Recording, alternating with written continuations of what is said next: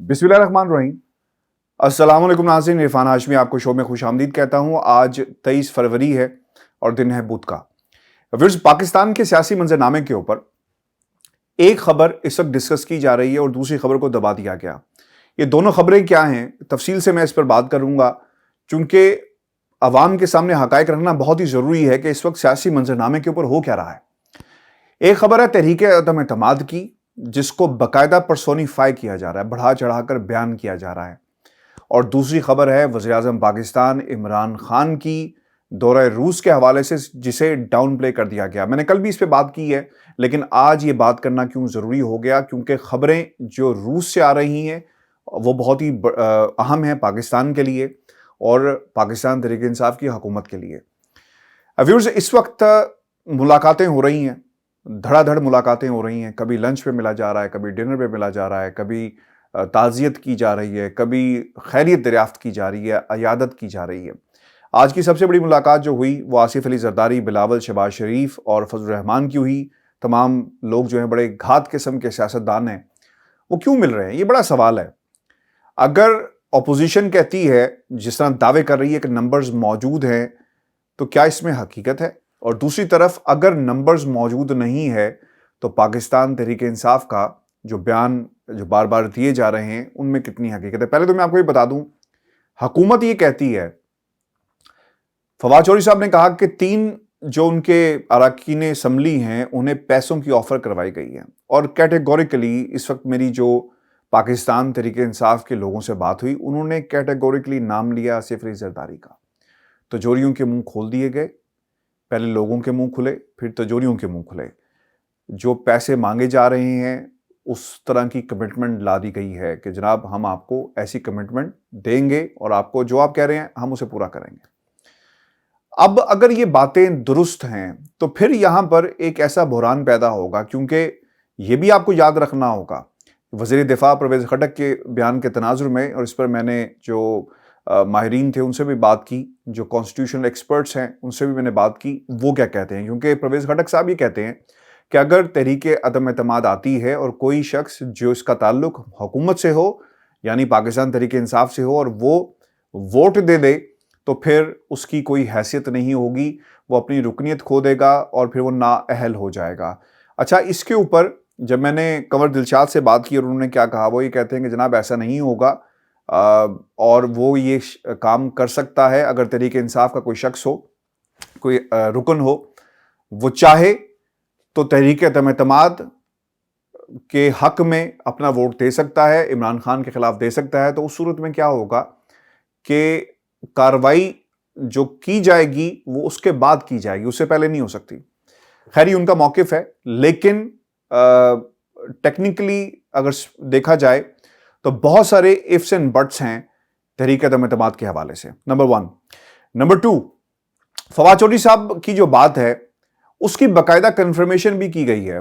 तहरीक इंसाफ के अलावा Pakistan peoples party के कुछ लोगों ने कहा कि जरदारी साहब को एक ही तरीका आता है लोगों को अपने साथ शामिल करने का, और वो है पैसा। और व्यूअर्स, आप ये बखूबी जानते हैं कि अगर पैसा चला तो ये पैसा कहाँ से आता है? ये वही पैसा है जो जब ये हुकूमतों में होते हैं और फंड्स की शक्ल में जिसको इस्तेमाल किया जाए, तो वो फंड्स कहाँ इस्तेमाल हो रहे हैं? वो फंड्स यहाँ पे इस्तेमाल हो रहे हैं तंजीम साजी के लिए, लोगों को खरीदने के लिए। तो ये इस वक्त हुकूमत के कैंप के हालात हैं और वो ये कहते हैं कि जनाब हमारे नंबर्स पूरे हैं, हमारे लोग जो हमारे साथ खड़े थे वो हमारे साथ खड़े हैं। लेकिन व्यूअर्स, यहाँ पर एक बहुत इंपॉर्टेंट फैक्टर है, और वो इंपॉर्टेंट फैक्टर ये है कि अगर लोगों को तोड़ भी लिया जाए, जिस तरह कहा जा रहा है कि जनाब 10 से 15 लोग हमारे साथ शामिल हो चुके हैं और टेक्निकल जो वजूहात हैं, कॉन्स्टिट्यूशनल जो वजूहात हैं, अगर ये वाकई इतनी गैर ज़रूरी नहीं है तो फिर क्यों आसिफ अली जरदारी साहब बार बार जाकर इत्तेहादियों का दरवाज़ा खटखटाते हैं? वो इसलिए खटखटाते हैं क्योंकि उन्हें मालूम है कि दूसरी तरफ से जो बात कही जा रही है वो सच है, और इस तरफ से तहरीक अदम एतमाद अगर लानी है और इसे कामयाब बनाना है तो उसका वाहिद हल है कि इत्तेहादियों को अपने साथ शामिल कर लिया जाए। लेकिन व्यूअर्स, मैं आपको बात बताऊं, आज जो कुछ वहां पर हुआ उस पर भी तफसील से बात करूंगा, लेकिन याद रखिएगा, पाकिस्तान के ताकतवर हल्के जब तक इमरान खान के साथ खड़े हैं, इमरान खान को घर नहीं भेजा जा सकता। میں نے پہلے بھی کہا تحریک عدم اعتماد یہ وہ خبر ہے جو پاکستان کے میڈیا کے اوپر اس طرح جس طرح اس کا حق ادا کرنا چاہیے تھا اس طرح نہیں بلکہ اسے زیادہ بڑھا چڑھا کر بیان کیا جا رہا ہے. ٹھیک ہے پولیٹیکل ایکٹیویٹی ہو رہی ہے اسے رپورٹ کیا جائے, لیکن یہاں پر بہت ساری کانسپریسی تھیوریز بھی آپ کو نظر آئیں گے. ARY نے کہا کہ تحریک عدم اعتماد جو ہے وہ اسپیکر کے خلاف پہلے لائی جائے گی کیونکہ ان کا سورس یہ کہتا ہے. دنیا ٹیلی ویژن یہ کہتی ہیں, ان کے جو خبریں لگی ہیں وہ یہ کہتے ہیں کہ تحریک عدم اعتماد کی سب سے پہلے وزیر اعظم عمران خان کے خلاف لائی جائے گی, اور پھر یہ آپ کو دو ڈفرینٹ ایکسٹریمز نظر آتی ہیں.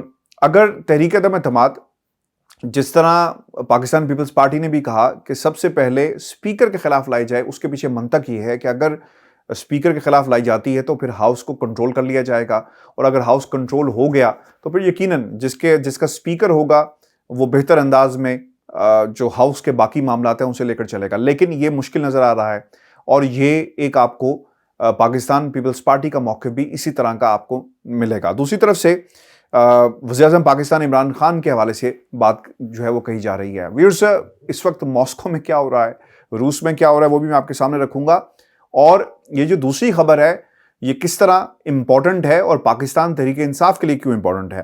یہ جو میٹنگ ہوئی اور اس میں کیا فیصلہ کیا گیا, پہلے ہی بات تو یہ کہی گئی ہے کہ تحریک عدم اعتماد کی ڈیٹ اناؤنس نہ کی جائے. 27 فروری کے بعد لانگ مارچ ہوگا, اور یقیناً پھر یہ لانگ مارچ جو ہے پاکستان پیپلز پارٹی اور پھر غالباً مارچ کے 3 یا 4 مارچ تک یہ جو ہے وہ اسلام آباد پہنچتے ہیں, تو اس کے بعد کی کوئی تاریخ کا کہا جا رہا ہے. اچانک لائی جائے گی, اس کا فیصلہ کیا گیا, اور کامیابی کی صورت میں سابق صدر آصف زرداری نے شہباز شریف کا نام بطور وزیر اعظم کے پیش کر دیا ہے. مولانا فضل الرحمان اور نواز شریف نے بھی لیگی صدر کے نام پر اتفاق کیا.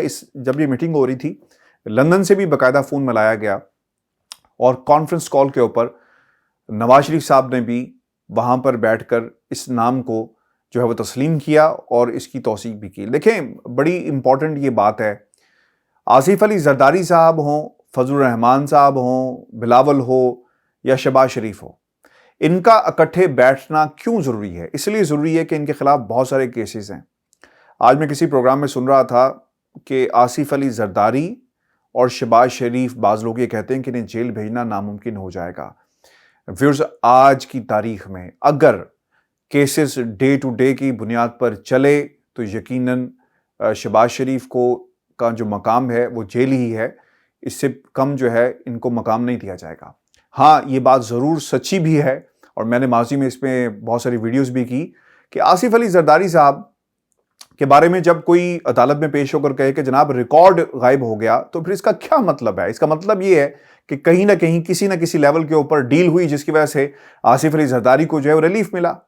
تو یہ اس وقت صورتحال ہے پاکستان کے سیاسی منظرنامے کے اوپر, اور جو سوال اٹھایا جا رہا ہے نا کہ کب لائی جائے گی, کس وقت ہوگا, یہ اپوزیشن کی جماعتیں اس وقت خود بھی جو ہے وہ کنفیوژن کا شکار ہیں, کیونکہ اس پر ان کو ٹائمنگ کا اور کب لانا ہے اس پر یہ خود جو ہے وہ پورا اعتماد نظر نہیں آتے. یہ بھی آپ کو بتا دوں کہ جہانگیر ترین گروپ کے حوالے سے یہ بار بار کہتے آئے, لیکن جہانگیر ترین صاحب جو ہیں وہ انہیں اپنے آپشنز بھی دیکھنے ہیں. انہیں یہ بھی سوچنا ہوگا کہ پاکستان تحریک انصاف کی حکومت اور پھر ان کا مستقبل کیا ہوگا, وہ کہاں پہ سٹینڈ کرتے ہیں. کیونکہ یہ بھی بہت امپورٹنٹ بات ہے, کیونکہ جہانگیر ترین صاحب کو کہا گیا, جو خبریں لگی ان میں یہ کہا گیا, یہ تاثر دیا گیا کہ یہ کہا گیا ہے کہ جناب آپ اگر ہمارا ساتھ دیں گے تو پھر ہم کیا کریں گے کہ یہ نااہلی کا جو قانون ہے اس کو باقاعدہ ہم پاس کروائیں گے, ختم کریں گے تاحیات نااہلی کو, اور پھر آپ کو ایک موقع مل جائے گا اور ہم عدالت جائیں گے, وہاں سے آپ کو جب موقع ملے گا تو پھر آپ اپنی سیاست جو ہے وہ کر سکتے ہیں. اچھا اب یہ بات بعض لوگ یہ سوال بھی کرتے ہیں کہ یہ کام عمران خان صاحب کیوں نہیں کر سکتے؟ عمران خان صاحب اس لیے نہیں کریں گے اور کبھی بھی نہیں کریں گے کیونکہ اگر تاحیات نااہلی ختم ہوئی تو پھر کیا ہوگا؟ نواز شریف صاحب اہل ہو جائیں گے. جب نواز شریف صاحب اہل ہو گئے تو جو بنیادی اور بڑے جو حریف ہیں اوبویسلی وہ سیاست میں ان کا کم بیک ہو جائے گا. تو یہ تو ممکن نہیں ہے, اسی لیے ان کو یہ بات بتائی بھی گئی ہے, سمجھایا بھی گیا ہے کہ بھائی جان آپ ہمارے ساتھ آئیں, اپنے لوگوں کو لے کر آئیں, اور ہم اس حکومت کو گھر بھیجتے ہیں اور آپ کو آپ کا اصل مقام جو ہے وہ ہم ضرور دلوائیں گے. لیکن ویورز میری جو بات ہوئی کاف لیگ کے لوگوں سے لاہور میں اب سے کچھ ہی دیر پہلے, نون لیگ کے کچھ لوگوں سے بات ہوئی, ان کے مطابق جو ڈیسائسو رول پلے کرنا ہے وہ کاف لیگ نے کرنا ہے، اتحادیوں نے کرنا ہے، کیونکہ اتحادی اگر عمران خان کی حکومت سے الگ ہو گئے تو پھر ممکن ہے کہ یہ تمام چیزیں جس طرح اپوزیشن چاہتی ہے وہ ہو سکے، لیکن جو میرے سورسز سے انہوں نے یہ بھی بتایا کہ جس تیزی کے ساتھ ملاقاتیں ہو رہی ہیں لیکن ہمیں اس طرح سے پولیٹیکل ڈیولپمنٹ ہوتی ہوئی نظر نہیں آ رہی، یعنی ڈیڈ لاک موجود ہے۔ اور انہوں نے یہ بھی کہا کہ آپ کو کیا لگتا ہے کہ یہ تمام لوگ جو اکٹھے ہو کر بیٹھ رہے ہیں ایک چھت کے نیچے، ان کے اپنے ڈیفرنسز کا کیا ہوگا؟ اتنے سخت اختلافات ہونے کے باوجود یہ لوگ ایک دوسرے کے ساتھ بیٹھے ہوئے ہیں، تو وہاں پر پھر کل کو کیا ہوگا؟ آپ کو یہ بھی یاد رکھنا ہے کہ فیوچر کے اندر الائنسز مزید بھی ہو سکتے ہیں۔ پاکستان پیپلز پارٹی نے الائنس کیا اس سے پہلے بھی پاکستان تحریک انصاف کے ساتھ سنجرانی والے معاملے کے اوپر، تو سیاست میں ویورز کچھ بھی ہو سکتا ہے، اور کل کو اگر پاکستان تحریک انصاف کا الحاق جو ہے وہ پاکستان پیپلز پارٹی سے ہو گیا تو پھر نون لیگ کہاں پہ کھڑی ہوگی؟ اور یہ بھی یاد رکھیں چونکہ اعتماد کی بہت زیادہ کمی ہے ان جماعتوں کے اندر اور ایک دوسرے پہ ٹرسٹ ڈیفیسٹ ہونے کی وجہ سے یہ ایک ریلائی نہیں کر رہے۔ پاکستان پیپلز پارٹی نے میری اطلاعات کے مطابق، اور میں نے ان کو عدالتوں میں سب کچھ جو ہے وہ ہوتے ہوئے دیکھا بھی ہے، جب کوئی شخص عدالت میں آ کر یہ کہہ دینا کہ جناب ثبوت غائب ہو گئے، جل گئے، مل نہیں رہے، کون آیا تھا کوئی چرا کر لے گیا، تو پھر اس کا مطلب یہ ہے کہ کہیں نہ کہیں ڈیل کے ایلیمنٹس جو ہیں وہ موجود ہیں۔ اور میں آپ کو ویورز یہ بھی ایک بات بتاؤں، پاکستان تحریک انصاف کو اگر کسی سے خطرہ ہے تو وہ ان کے اپنے لوگ ہیں، ان کے اپنے جو صفوں میں جو لوگ بیٹھے ہیں جو ناراض اراکین ہیں، انہیں ان کا خیال رکھنا چاہیے، اور اگر نہیں رکھیں گے تو نتائج جو ہیں وہ کچھ اور بھی ہو سکتے ہیں۔ اور دوسری طرف بات یہ بھی ہے کہ یہ سیاست ہے، یہاں پہ کچھ بھی ہو سکتا ہے، اور فیوچر میں اگر پاکستان پیپلز پارٹی کا کسی قسم کا الحاق ہو گیا پاکستان تحریک انصاف سے اور نون لیگ جو ہے وہ سنگل آؤٹ ہو گئی، تو پھر کہاں پہ نواز شریف صاحب جو ہے کھڑے ہوں گے؟ اور اس کنسرن کا اظہار بھی کیا گیا ہے نون لیگ کے کچھ لوگوں کی طرف سے۔ آپ نے شاید نوٹ کیا ہو اس پورے تناظر میں ہمیں مریم نواز نظر نہیں آ رہی، مریم نواز کہیں پر موجود نہیں ہے۔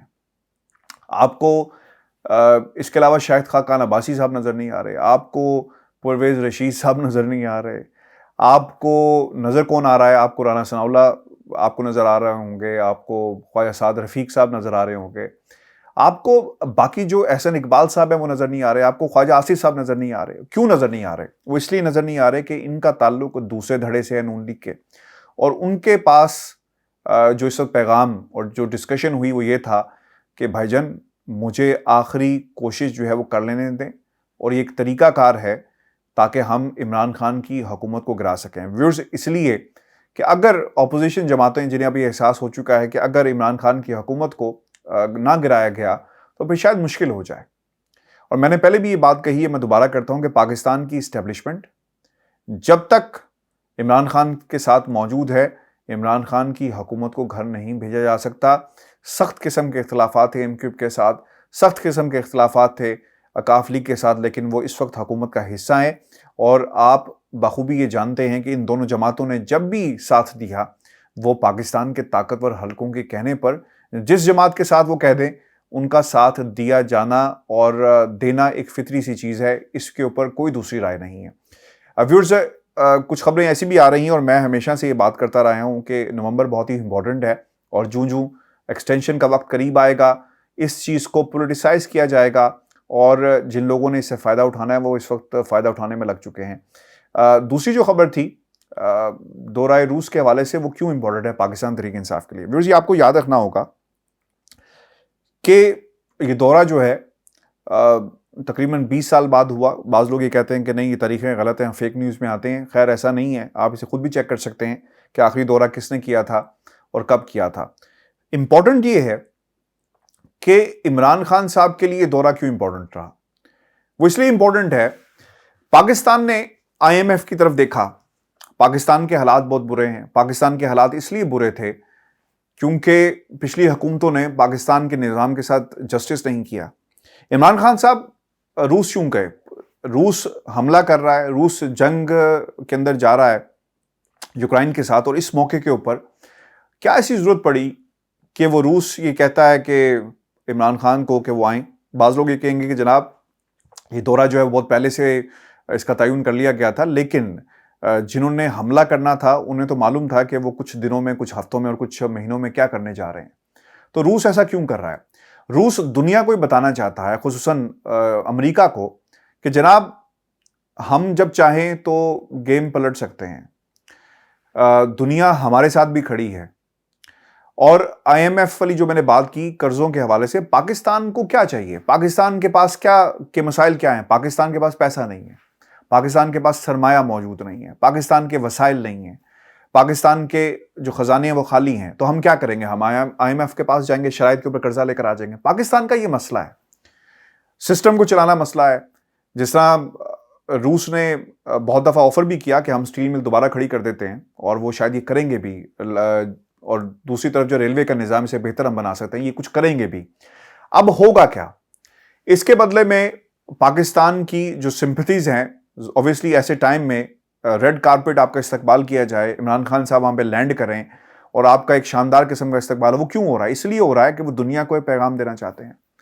اب پاکستان تحریک انصاف کی حکومت، عمران خان صاحب اگر روس سے ایک بڑا پیکج لانے میں کامیاب ہو جاتے ہیں تو پھر پاکستان کے اندر کوئی طاقت عمران خان کو نہیں ہٹا سکے گی، اور یہ عمران خان کی جیت ہوگی، یاد رکھیے گا۔